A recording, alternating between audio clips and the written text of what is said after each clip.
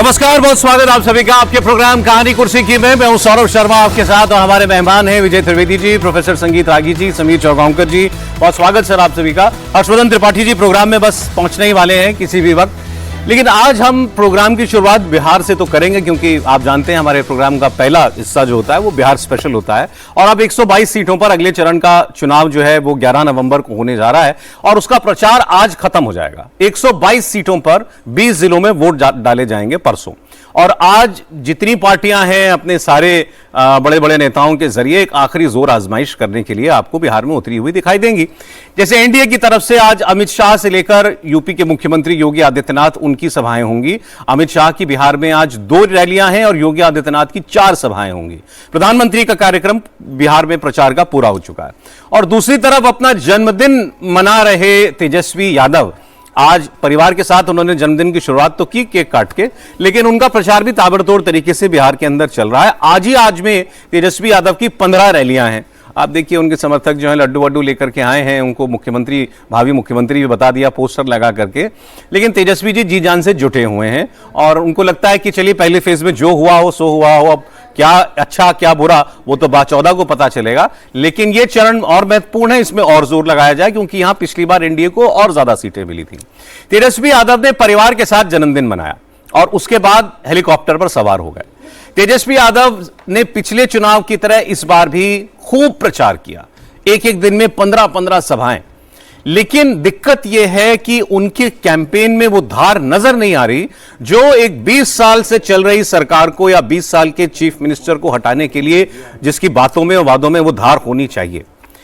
क्या वोटरों के साथ तेजस्वी यादव पिछली बार की तरह कनेक्ट नहीं कर पा रहे हैं? यह बात सिर्फ हम नहीं कह रहे बल्कि हम तो सवाल उठा रहे हैं, लेकिन यह आपको ग्राउंड पर जाकर के बात करने वाले बहुत लोग मिलेंगे जो कहते हैं कि भाई सब कुछ है, पार्टी वही है, नेता वही है और अब तो तेजस्वी यादव अनचैलेंज्ड लीडर हैं अपनी पार्टी के अंदर। लेकिन फिर भी इस बार या तो वो कुछ डिस्ट्रैक्टेड हैं या सहयोगियों से जो उनको मदद की उम्मीद थी, परिवार से भी इनफैक्ट जो मदद की उम्मीद थी वो उनको नहीं मिल पा रही है, या फिर इस बार कैंपेन में वो बातें, वो मुद्दे खड़े नहीं कर पाए जो लोगों के दिलों में घर करती। क्या लालू यादव की खुद की लेगेसी, जिसको सब लोग जंगल राज के नाम से जानते हैं, वो तेजस्वी यादव पर इतनी भारी पड़ रही है कि वो उसकी काट नहीं ढूंढ पा रहे? इस पर भी हम लोग जो है आज बात करेंगे। हमारे साथ हर्षवर्धन त्रिपाठी जी भी जुड़ गए। हर्षवर्धन जी बहुत स्वागत आपका प्रोग्राम के अंदर। और अब आज तेजस्वी से शुरुआत हम इसलिए नहीं कर रहे कि उनका जन्मदिन है, लेकिन इसलिए क्योंकि ये चुनाव जितना नीतीश कुमार सेंट्रिक हो गया नजदीक आते आते पहले फेज की पोलिंग के, तेजस्वी यादव इस नैरेटिव में कहां पिछड़े, इसको जरा हम लोग समझें। तो मैं आपको आज का उनका एक ताजा बयान सुनाता हूं। तेजस्वी यादव बोलने के माहिर हैं, प्रधानमंत्री पर खूब निशाने लगाते हैं वो, और उन्होंने कहा कि भाई मैं जब सरकार में था नीतीश कुमार के साथ ही, तो हमने बिहार को 65% आरक्षण दिया था। आज मोदी जी बताएं कि वो आरक्षण बिहार के युवाओं को क्यों नहीं मिल रहा। बिहार की जनता जो है आशीर्वाद दे रही है, इस बार बदलाव के लिए वोट किया है, आगे 11 तारीख को भी करेगी। सिलावाला और प्रधानमंत्री जी घर में हो या केंद्र के मंत्री हो, कोई भी लोग 65% जो आरक्षण हमारी 17 महीने की सरकार ने जो बढ़ाया था, उस आरक्षण के बारे में ये लोग कुछ नहीं बोल रहे। जवानी में लोगों का आरक्षण खा करके बैठ गए हैं प्रधानमंत्री 65%। इस पे बोलना चाहिए, बात करनी चाहिए। पढ़ाई, दवाई, कमाई, सिंचाई पे बात करनी चाहिए। 11 साल का हिसाब देना चाहिए, बताना चाहिए कि गुजरात को कितना दिया, बिहार को क्या दिया। इस पे तो वो बात नहीं कर रहे हैं। फाइनेंस कमीशन की रिपोर्ट है, बिहार को ज्यादा मिला है। अब बिहार को क्या मिला है, कितना मिला, अभी बात चल रही, वो बोल रहे थे तो पीछे से प्रोफेसर साहब मुझे कुछ बता रहे थे। ये बात भी करेंगे सर, कुछ इकोनॉमिक डेटा जो है वो आज हम आपको देंगे। लेकिन जो सबसे बड़ा हैंडीकैप तेजस्वी यादव के साथ इस चुनाव में नजर आया, वो जंगल राज वाला नैरेटिव तो चले ठीक है, वो तो अब पिता है, पिता माता की 15 साल की सरकार का बैगेज है, तो वो उसको ढोना है कैसे और बैगेज को कैसे लगेज बनाना है, ये तो उनकी जिम्मेदारी है। लेकिन जो दूसरा सबसे बड़ा आप कहिए पांव में पत्थर बंधा हुआ है जो तेजस्वी यादव को रफ्तार नहीं पकड़ने दे रहा, क्या वो राहुल गांधी है, क्या वो कांग्रेस पार्टी है? पिछले चुनाव का नतीजा आया, 15 सीट से पिछड़ गए केवल तेजस्वी यादव। अगर कांग्रेस पार्टी के स्ट्राइक रेट थोड़ा और बेहतर रहा होता तो तेजस्वी शायद मुख्यमंत्री 5 साल के होते और आज नीतीश कुमार चैलेंजर होते। लेकिन उस वक्त जो कुछ कांग्रेस के लिए कहा गया सो कहा गया। आज कांग्रेस उतनी ताकत से तेजस्वी को मुख्यमंत्री बनाने के लिए लड़ रही है क्या? क्या कांग्रेस पार्टी की तरफ से राहुल गांधी इस कैंपेन में कुछ जोड़ रहे हैं या इस कैंपेन की धार को कम कर रहे हैं? यह सवाल पूछने वाले आज आपको ग्राउंड वर्कर से लेकर इन पार्टियों के और बड़े बड़े पत्रकार और एडिटर भी मिल जाएंगे। राहुल गांधी ने कैंपेन सबसे देर से शुरू किया। राहुल गांधी बीच में अपनी यात्रा के बाद 2 महीना गायब हो गए बिहार से, ये तो सब जानते हैं। लेकिन उसके बाद भी जब पहले फेज का मतदान होना था 6 तारीख को, 5 तारीख को राहुल गांधी क्या कर रहे थे आप सोचिए। अगले दिन वोट पड़ना है और राहुल गांधी दिल्ली में, हरियाणा में वोट चोरी की प्रेस कॉन्फ्रेंस कर रहे थे। उनका पूरा पार्टी का मैकेनिज्म और तंत्र यह साबित करने में लग गया कि हरियाणा का चुनाव चोरी हुआ है। अरे चुनाव बिहार में हो रहा है, अगले दिन वोट होना है। यह बात मैं तो कोर्ट भी कर सकता हूं क्योंकि हम लोग खुल के बात करते हैं। मैं तो राजीव सरदेसाई जी का एक वो ग्राउंड पे वो भी गए हुए, तो मैंने तो इंटरव्यू वो जो करते हैं ब्लॉग, उसमें मैंने सुना। उन्होंने कहा वोट चोरी कोई इशू नहीं है, बिहार की जनता नाम नहीं ले रही। आप राहुल गांधी के बारे में भी कुछ पूछ लीजिए तो कोई रिकॉल वैल्यू नहीं है। लेकिन एक बात बताएं, आप सरदेसाई को कोट कर रहे हैं अपने प्रोग्राम में, समीर जी पहला दिन से ही कह रहे हैं कि नहीं है, हर्षवर्धन जी पहले, उसको आप तवज्जो नहीं। उनकी बात को उस तरफ के लोग ज्यादा समझते हैं ना, इसलिए किया। मैं उनको लगता है ये जो बोल रहा आदमी सच बोल रहा होगा, तो वो उन्होंने अच्छा, वो रेयरली फेवर में बोलते हैं इसलिए बोल रहे हैं। आवाज सुनिए, आप राहुल गांधी की बात आप सुन लीजिए। अभी समीर जी ने कल बताया था, होना था प्रचार में 2 दिन यहां के दूसरे फेज के प्रचार के बच्चे, राहुल गांधी चले गए मध्य प्रदेश, पंचमढ़ी में फिर वोट चोरी हुई है। गुजरात में चोरी हुई है, महाराष्ट्र में चोरी हुई, हरियाणा में चोरी हुई, मध्य प्रदेश में चोरी हुई। बिहार की बात कब करेंगे राहुल जी? सुनिए। क्लियरली वोट चोरी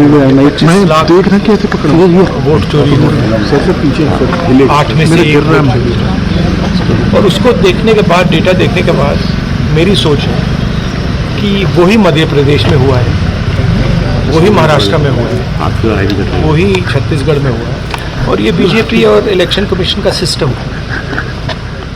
और हमारे पास और भी सबूत है और वो आस्ते आस्ते हम दिखाएंगे। बट मेन मुद्दा वोट चोरी का है और एसआईआर उसको आप कवर अप करने का है।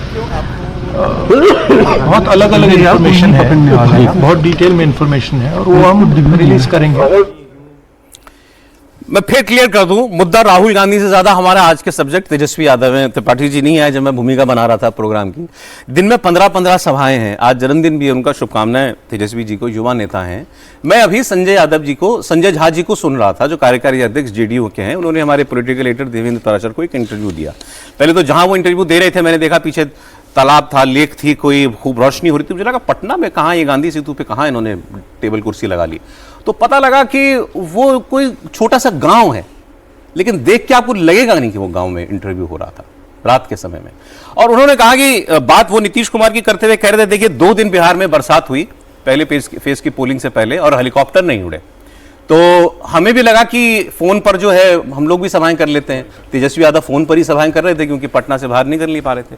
ये नीतीश कुमार ने पूछा कि बाय रोड क्यों नहीं चलते, तो उन्होंने कहा साहब बाय रोड कितनी सभाएं, 8 सभाएं लगी हुई हैं, कैसे करेंगे? नहीं करेंगे, चलो एक दिन में 300 किलोमीटर, अगले दिन 350 किलोमीटर नाप दिए चीफ मिनिस्टर ने बाय रोड, बरसात में रैलियों को रोड शो बना दिया।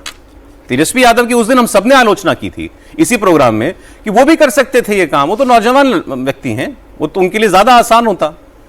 लेकिन उसके बाद तेजस्वी यादव जिस प्रकार इस चुनाव में डटे और मुद्दों पर बार बार इलेक्शन को लाने की वो कोशिश की। आज आरक्षण की बात कर रहे हैं तो बिहार में कोई सुनता होगा उस बात को। जब वो जंगल राज के जवाब में कहते हैं क्राइम पटना में कितना बढ़ गया, तो ये बात करने की है। जब वो ये कहते हैं कि मैं आऊंगा तो मैं इतनी सरकारी नौकरियां दूंगा, आप उस पर बहस कर सकते हैं। वोट चोरी तो बहस का भी मुद्दा नहीं रह गया। त्रिपाठी जी, क्या तेजस्वी यादव का चुनाव डीरेल राहुल गांधी कर रहे हैं? देखिए, सबसे पहले तो तेजस्वी जी को जन्मदिन की बहुत ढेर सारी शुभकामनाएं। और भले वो वंशवादी राजनीति से आए हैं, ढेर सारा बैगेज है उनके ऊपर, लेकिन उन्होंने कोशिश बहुत की है।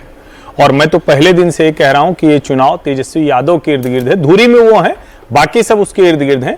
लाख कोई कहे और ठीक है, नीतीश कुमार ने बड़ा कमाल का काम किया, हमको भी गलत साबित करने की कोशिश की, जैसे मैं नहीं मानता हूं कि मुख्यमंत्री की कुर्सी पर रहने लायक है, लेकिन हमको भी गलत साबित किया, गजब काम किया है, जिस तरह से रोड शो किया, रैली की, सारा परसेप्शन बदल दिया। लेकिन जैसे ही हम पूछते हैं क्या तेजस्वी यादव का काम राहुल गांधी ने बिगाड़ दिया, तो मैं अक्सर कहता हूं कि कोई भी आपका उतना बुरा नहीं कर सकता जब आपके अपने लोग बुरा करने लगे। राहुल गांधी ने निश्चित तौर पर तेजस्वी यादव का काम बिगाड़ा है। 2020 में भी चढ़ा हुआ चुनाव था, बड़ा शानदार चुनाव था, एकदम से नीतीश कुमार जूझ रहे थे, जिसको कहते हैं ना कि आप अगल बगल से आपके तीर चल रहे थे, आपके साथ जो लड़ने वाला चिराग पासवान आपका बुरा कर रहे थे, भाजपा और जेडीयू के लोग एक दूसरे की टांग खिंचाई में लगे हुए थे, उसमें तेजस्वी नहीं जीत पाए। आप जब इस संदर्भ से देखेंगे तब आपको समझ में आएगा। और तेजस्वी ने काम बहुत अच्छा किया था। 25 के चुनाव में तेजस्वी स्वयं पहले डिरेल हुए।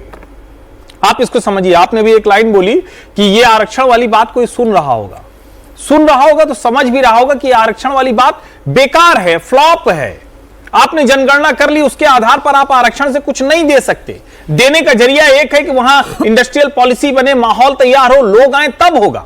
आपने दूसरा उछाल दिया, हर घर में सरकारी नौकरी देंगे। डेस्परेशन था, 10,000 के जवाब में आपको लगा कि अरे हम तो पिछड़ गए, जबकि तेजस्वी बड़ी मजबूत स्थिति में खड़े। और मेरा यह मानना है कि आज की तारीख में बिहार का अगर कोई सबसे ताकतवर नेता है तो अभी तेजस्वी यादव, इसमें कोई इब्बट नहीं है। राहुल गांधी ने क्या किया, पहले से जो खराब हो रहा था, यानी तेजस्वी के समर्थक, तेजस्वी के लोग, तेजस्वी को समझाने वाले, अब आप बिहार जैसे बदल गया, उसमें आरक्षण कह के नहीं कर सकते हैं। जो आरक्षण पाने वाला भी है वो भी माइग्रेशन कर गया है, वो भी दिल्ली, मुंबई, सूरत, वडोदरा, पटना से निकल कर चला गया है, और वो भी उसी तरह से काम कर रहा है। उसको दिख रहा है कि भाई प्राइवेट नौकरी से हम कितनी अच्छी स्थिति में, बिना आरक्षण के हम कितनी अच्छी स्थिति में, वहां जाकर चुके। फिर क्या हुआ, राहुल गांधी ने आकर जो वोट चोरी चलाया, 16 दिन में पूरा राष्ट्रीय जनता दल का जो माहौल था उसको पटना के जेपी गंगा पथ पर ले गए, और जैसे ही वहां ले गए तेजस्वी जी ने बढ़िया डांस कर दिया, बड़ा सुंदर डांस था, लेकिन वो नीतीश कुमार की विकास गाथा बता गए।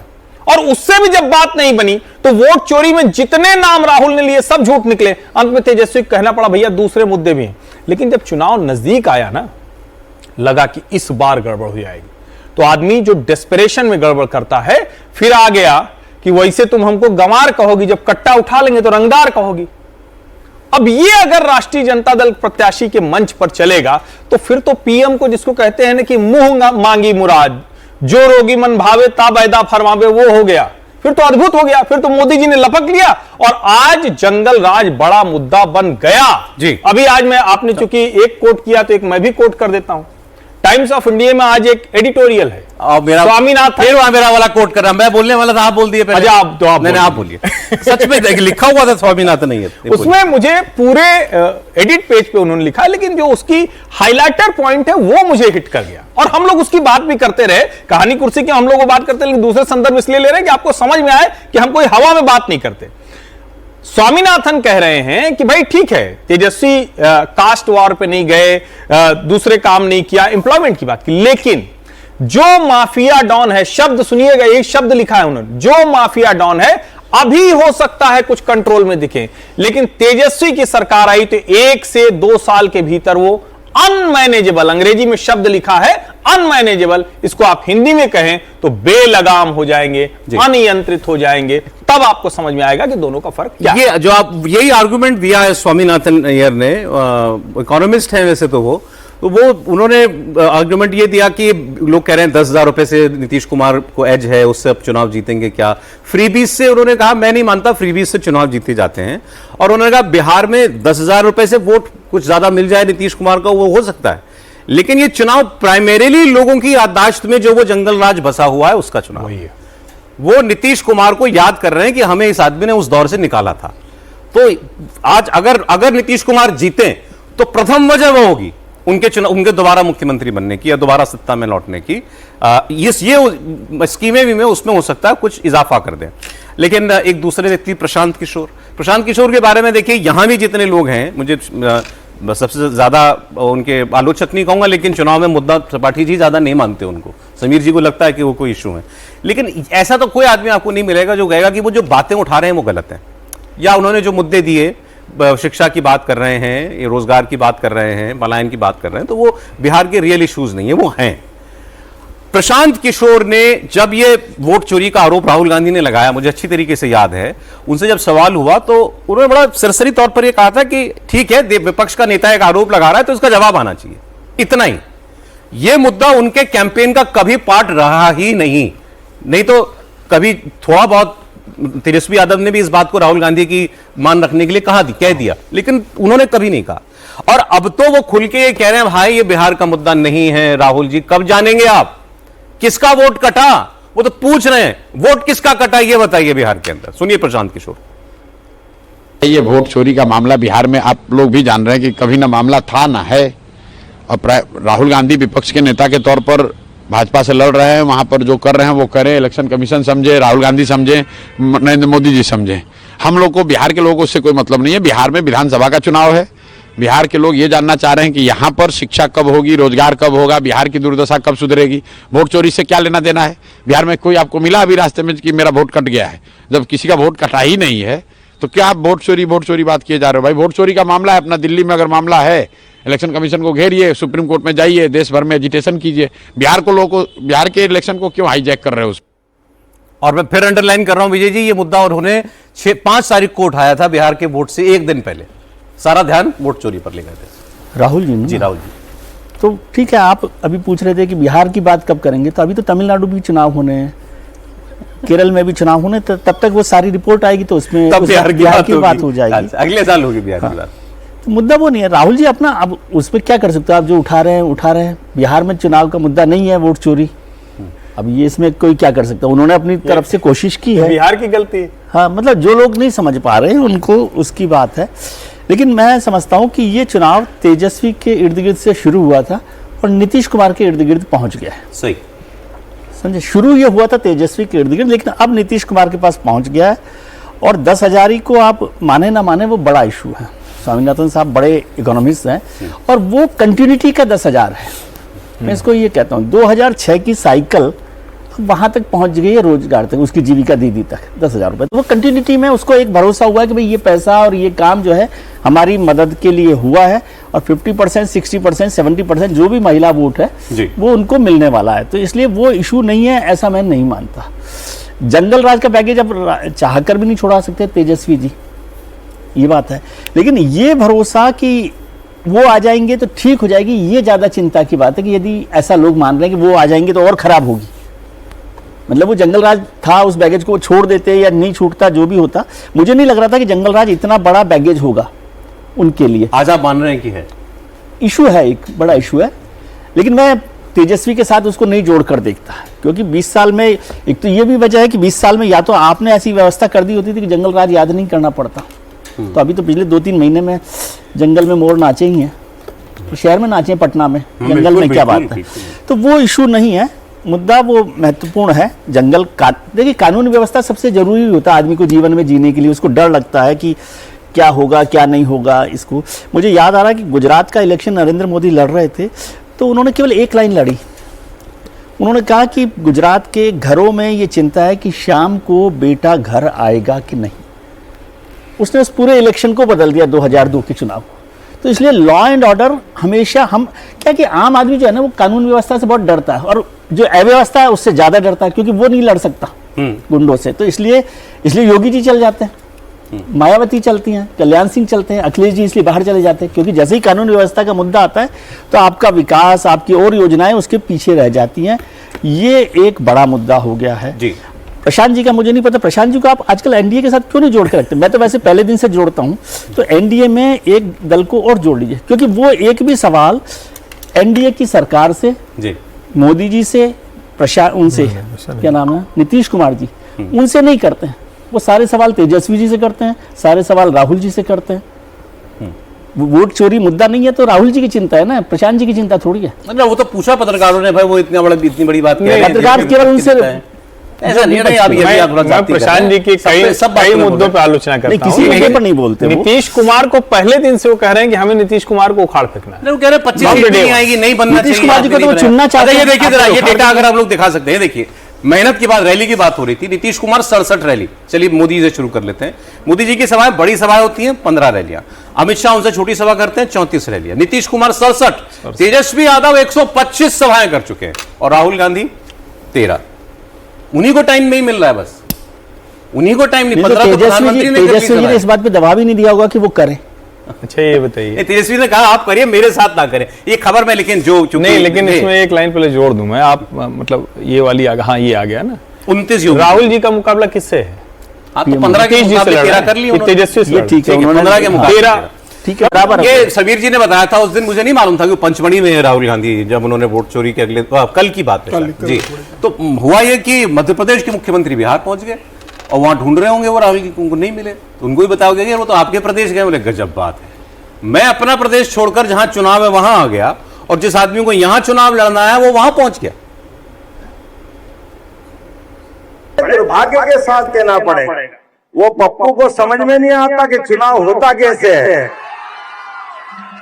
और जहाँ चुनाव होता है, मैं आज मध्य प्रदेश की धरती से आपके बीच में आया कि हमारे प्रत्याशी के लिए चुनाव की बात करना, और एक कांग्रेस के नेता राहुल गांधी, इतने बड़े नेता पूछो मत, और कैसी समझ है, आज और कल चुनाव में कहेंगे कि चुनाव में अगर कांग्रेस को जीतना है, उनके साथ वालों को जीतना है, तो मैं आपसे पूछना चाहता हूं, उनको कहाँ होना चाहिए था?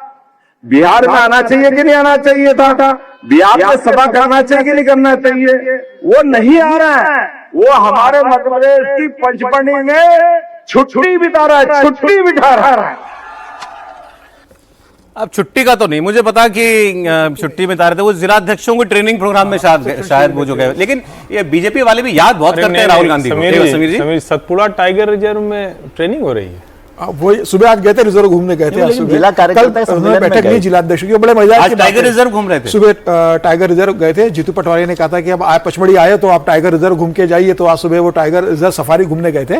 देखिए कल राहुल गांधी पचमढ़ी जाने का कार्यक्रम था, जिलाध्यक्ष के साथ कल बैठक थी, और राहुल गांधी कल जब पहुंचे तो जीतू पटवारी ने 2 दिन पहले बिहार में जो विधायक और कांग्रेस के बड़े नेता प्रचार करने गए थे, सबको मैसेज किया कि भैया बिहार छोड़ो, मध्य प्रदेश लौटो। सबने कहा भाई प्रचार का आखिरी समय चल रहा है, 48 घंटे बाकी है क्षेत्र में, तो बोले भाई राहुल गांधी जी पचमढ़ी आ रहे हैं, जिलाध्यक्ष की बैठक है, आप सबको वहां पहुंचना है। और सब कल बिहार छोड़कर असल पचमढ़ी पहुंच गए थे कांग्रेस सभी नेता, और उस बैठक में राहुल गांधी ने जिलाध्यक्ष से बात की, और फिर राहुल गांधी ने बड़े उनसे कहा कि भाई अब एसआईआर के साथ ही चुनाव हमको लड़ना पड़ेगा, अब ये तय है, तो यहाँ सतर्क रहो, अपने बीएलए को बोलो कि कोई भी अपना वोट ना कटे, बीएलए एसआईआर मान ली उन्होंने कल मान ली बैठक में, ये बोल दिया अब जिलाध्यक्षों के कि एसआईआर के साथ ही हमको चुनाव लड़ना है, अब ये सुनिश्चित करना है कि हमारा वोट ना कटे, बीएलए जमीनी स्तर पर अलर्ट हो जाए, तमाम जगह जिलाध्यक्ष संगठन के स्तर पर काम करें।